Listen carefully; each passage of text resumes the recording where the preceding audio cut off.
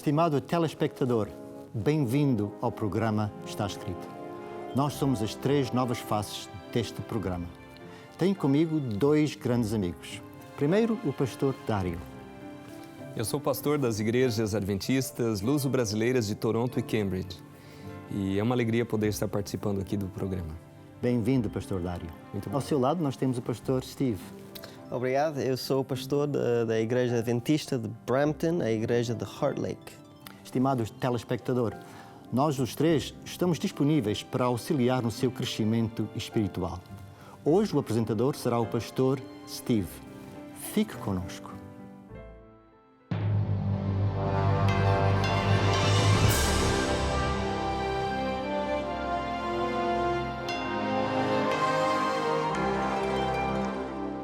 Venceu a prova do tempo.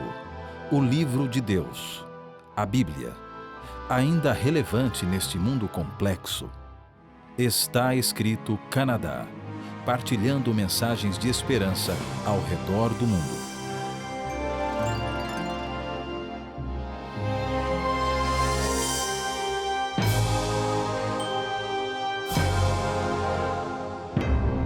Dia 16 de abril, no ano 2014, o maior desastre no mar na história da Coreia do Sul.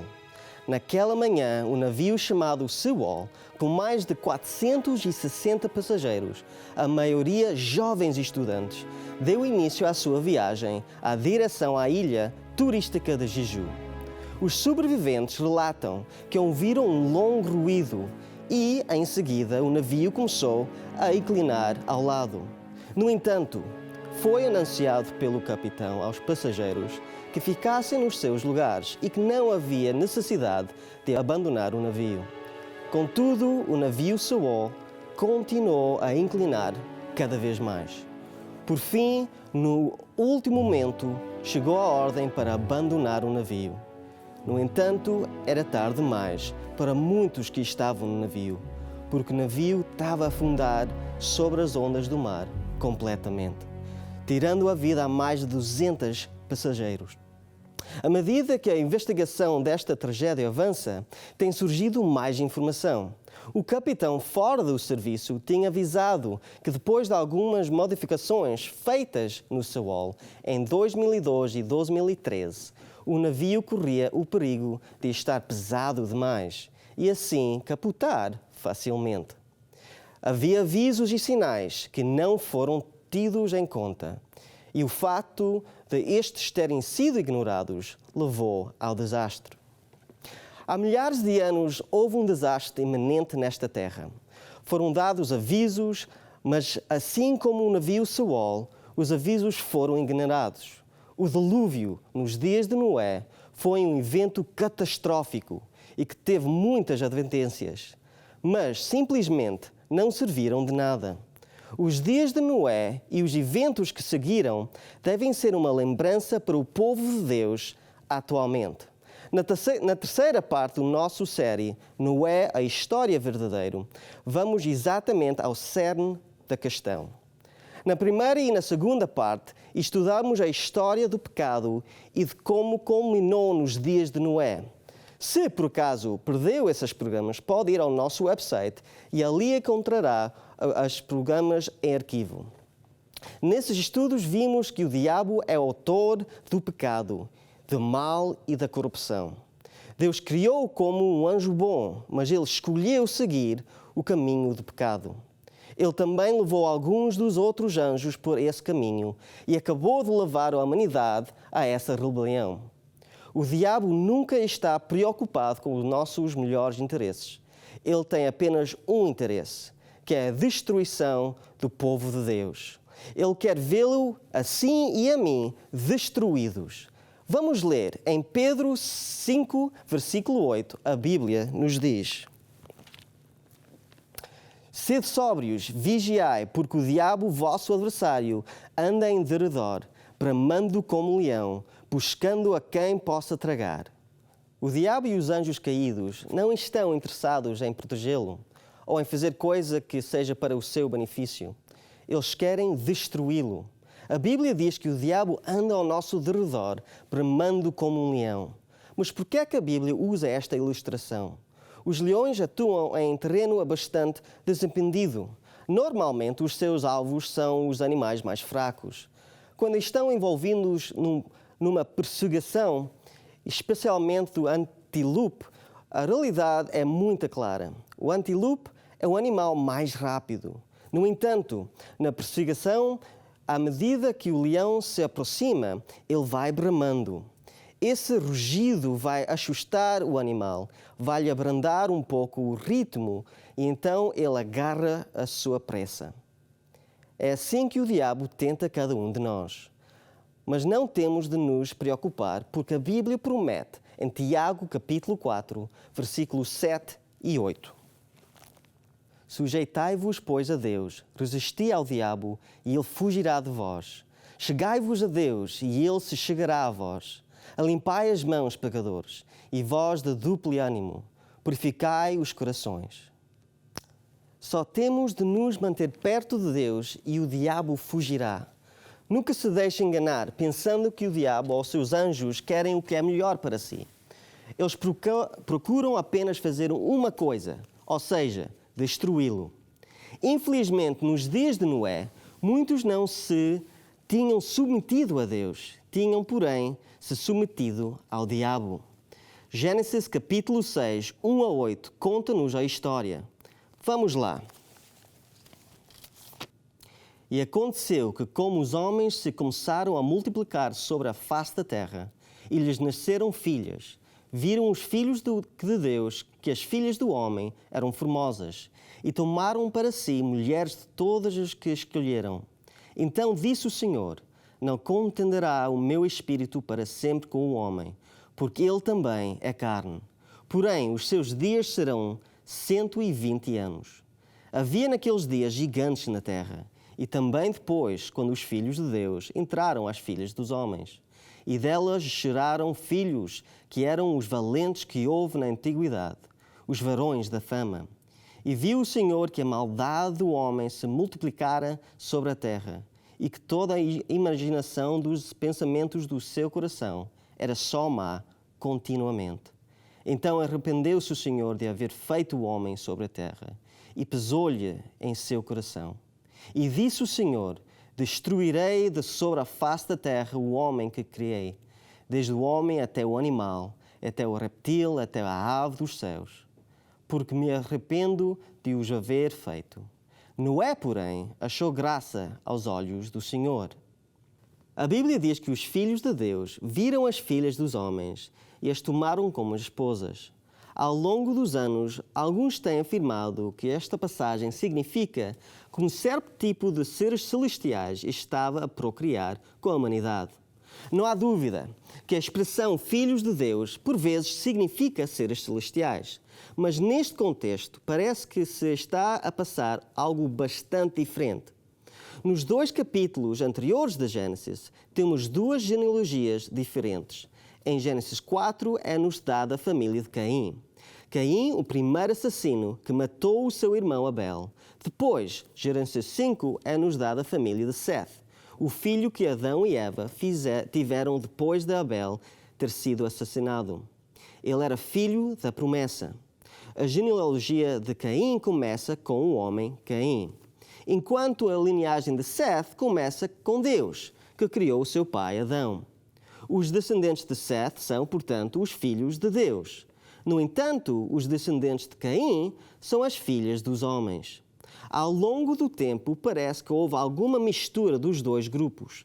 Infelizmente, os descendentes de Seth não levaram o espírito dos descendentes de Caim.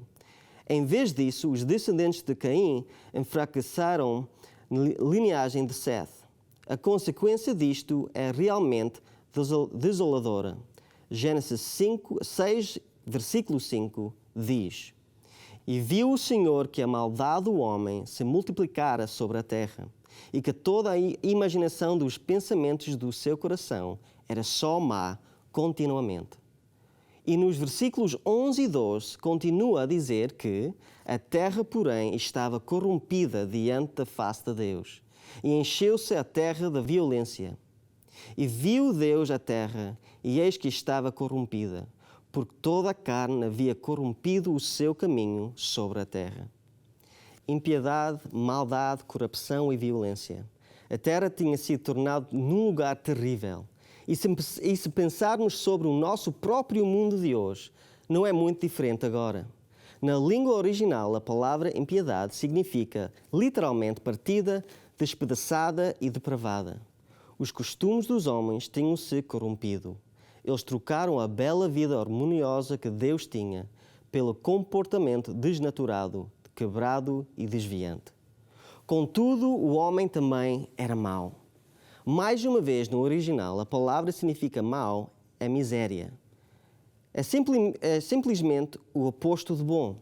Estas pessoas tinham-se tornado no oposto de tudo que Deus desejava e defendia. No entanto, este não era um mau comportamento ocasional. O testemunho das Escrituras é que a maldade do homem era grande, era vasta e de longo alcance, e que cada imaginação dos pensamentos do seu coração era só má continuamente. Uma leitura literal na língua original diria que todo o seu ser era completamente mau. A humanidade tinha-se tornado má no seu âmago. A humanidade tinha-se tornado tão má que Deus estava arrependido e lamentava de ter criado o homem. Noé, porém, achou graça aos olhos do Senhor. Havia algo de diferente em Noé. Ele era perfeito nos olhos de Deus. Era um homem segundo o seu coração. E, felizmente, o amor de Deus é tão forte que apenas ter um bom homem sobre a terra foi suficiente para Deus dar ao mundo uma segunda chance. A Bíblia descreve Noé com estas palavras, nos versículos 9 e 10 de Gênesis, capítulo 6. Estas são as gerações de Noé. Noé era varão, justo e reto em suas gerações. Noé andava com Deus e gerou Noé 3 filhos, Sem, Cão e Jafé. Noé era justo, perfeito e andava com Deus. O que é que isto tudo significa? Lembra-se que a Bíblia diz que Noé achou graça aos olhos do Senhor. A graça é um favor imerecido ou imérito de Deus para com a humanidade. Noé achou graça porque ele era justo. O ambiente que o rodeava era de tal ordem que era difícil decidir fazer o que é certo. Mas ele era um homem justo que escolheu viver acima da norma. Com toda a pressão à sua volta para ceder ao mal existente, Noé resistiu. Noé seguiu firmemente o que sabia e acreditava ser correto, de tal maneira que a Bíblia diz que ele era justo nas suas gerações. Noé tinha entregado a sua vida a Deus e vivia para Deus. Era um homem de consistência moral e integridade. Confiava plenamente em Deus e vivia pela fé. A Bíblia até diz que ele andava com Deus. Noé admirava o relacionamento que o seu bisavô teve com Deus e aprendeu com ele. Enoque, o bisavô de Noé, andou com Deus num relacionamento especialmente íntimo. Gênesis capítulo 5, versículos 22 a 24 diz: E andou Enoque com Deus, depois que gerou Matusalém, 300 anos, e gerou filhos e filhas. E foram todos os dias de Enoque 365 anos. E andou Enoque com Deus, e não se viu mais, porquanto Deus para si o tomou. Enoque foi transladado para o céu, sem nunca morrer. Ele viajou literalmente passo a passo com Deus. Sejamos claros, Noé e Enoque não tinham alguma justiça própria. Não, eles viviam pela fé. Confiavam em Deus, sabiam que eram salvos pela graça de Deus e escolheram obedecer a Deus através de um relacionamento de amor com Ele. Noé andava com Deus, mas a graça de Deus não acabava ali. O versículo 3 do capítulo 6 apresenta uma nova extensão da graça de Deus. Não contenderá o meu espírito para sempre com o homem, porque ele também é carne, porém os seus dias serão 120 anos. Deus poderia ter destruído o homem instantaneamente. eles estavam tão corrompidos que eram maus no seu âmago. Mas, em vez disso, Deus concedeu um período de graça de 120 anos. Durante esses anos, o homem teria a oportunidade de deixar a sua má conduta. Primeiro, Noé falou-lhes sobre a destruição que viria. Em 2 Pedro, versículo 2, no versículo 5, diz o seguinte sobre Noé: E não perdoou ao mundo antigo, mas guardou a Noé, pregueiro da justiça, com mais 7 pessoas, ao trazer o dilúvio sobre o mundo dos ímpios. Noé era um pregador. Noé pregou sobre a destruição iminente do mundo. Noé avisou os homens sobre o que o Deus lhe tinha dito. Deus disse-lhe, em Gênesis capítulo 6, versículos 13 e 14, o que estava para acontecer. Então disse Deus a Noé: O fim de toda a carne é vindo perante a minha face, porque a terra está cheia de violência, e eis que os desfarei com a terra. Faz para ti uma arca de madeira de gofre, farás compartimentos na arca, e a betumarás por dentro e por fora com betume. O homem tinha uma escolha, podia condescender ou arrepender-se. Deus estava a apelar através da sua graça para a humanidade voltar. Alguns perguntam, como pode a destruição ser graça? Amigos, Noé era um homem justo e Deus precisava de salvá-lo. A terra estava cheia de impiedade, maldade, corrupção e violência. Era um cancro. Por isso, Deus, na sua graça e misericórdia, teve de remover aquele cancro de pecado antes que destruísse tudo. Muitos pacientes com cancro enfrentam o mesmo dilema: a remoção de uma parte do corpo ou de um membro. É uma questão de vida ou morte. Deus escolheu a vida, porém sabia que tinha remover o cancro, mas deu 120 anos para reverter a conduta cancerosa que a humanidade tinha assumido.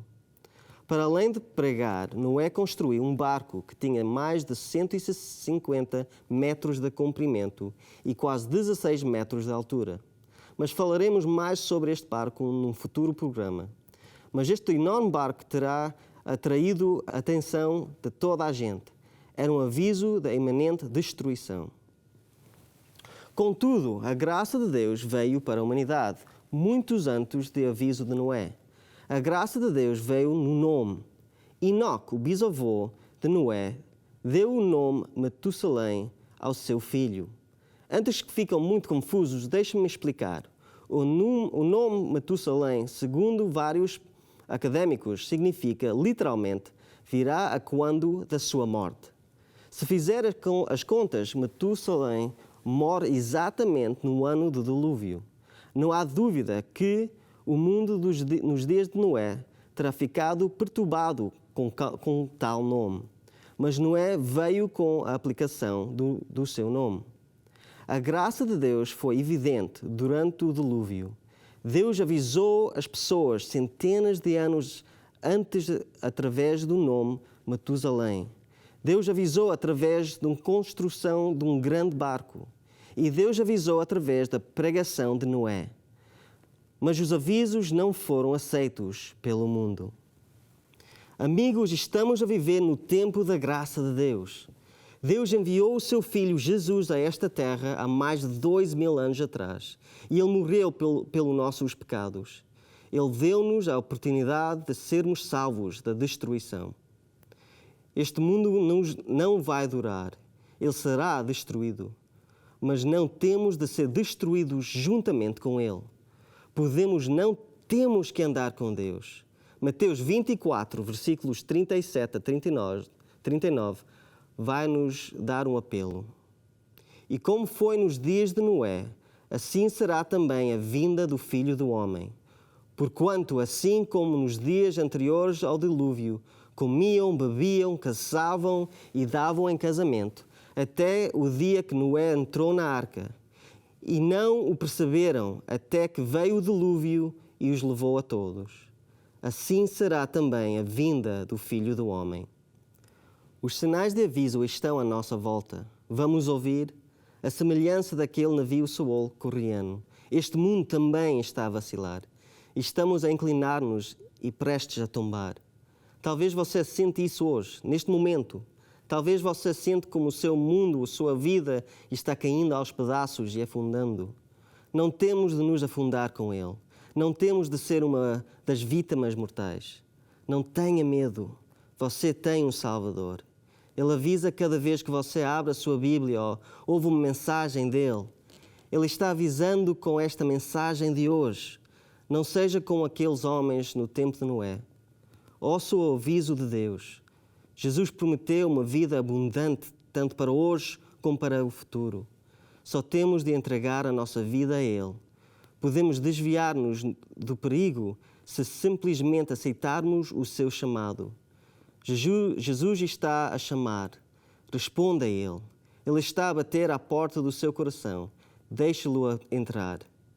Diz hoje a Jesus: aceita a minha vida, Senhor, e segura-me nas tuas mãos.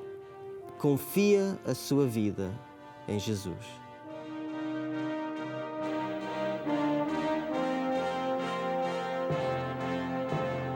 Deus, somente Deus, criou o céu, a terra e o mar, pôs os astros a brilhar no espaço sideral.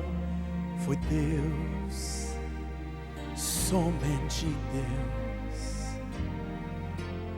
Deus, somente Deus, nos revelou seu plano redentor.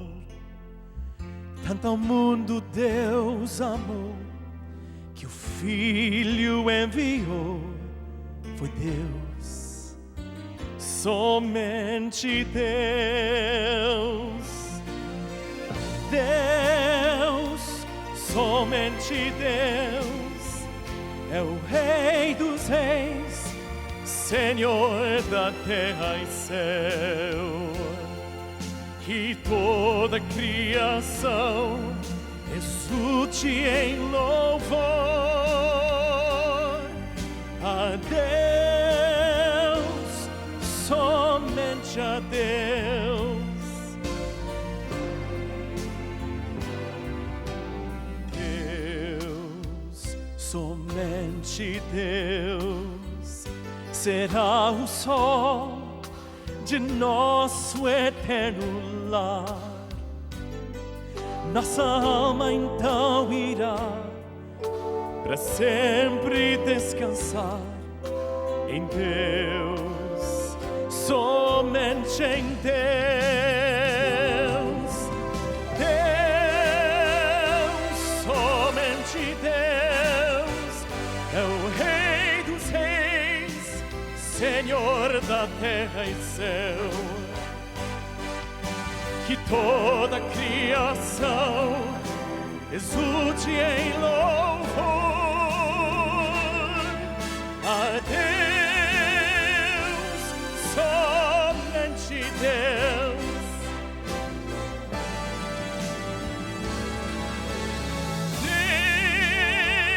Deus, somente Deus, é o Rei dos Reis, Senhor da terra e céu. Que toda criação exulte em louvor a Deus, somente Deus. Que toda criação exulte em louvor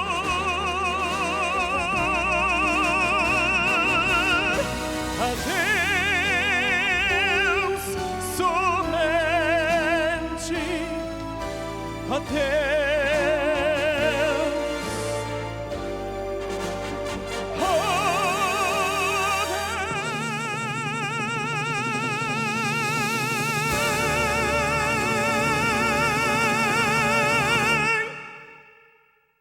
Vamos orar. Deus, nós sabemos que Tu estás a ouvir, nós sabemos que estás sempre a avisar para mudar a nossa vida para o bem. Seja conosco hoje, seja com todas as pessoas que estão a ouvir. têm problemas na sua vida, que eles possam dar a vida a Ti. É isto que nós pedimos em nome de Jesus. Amém.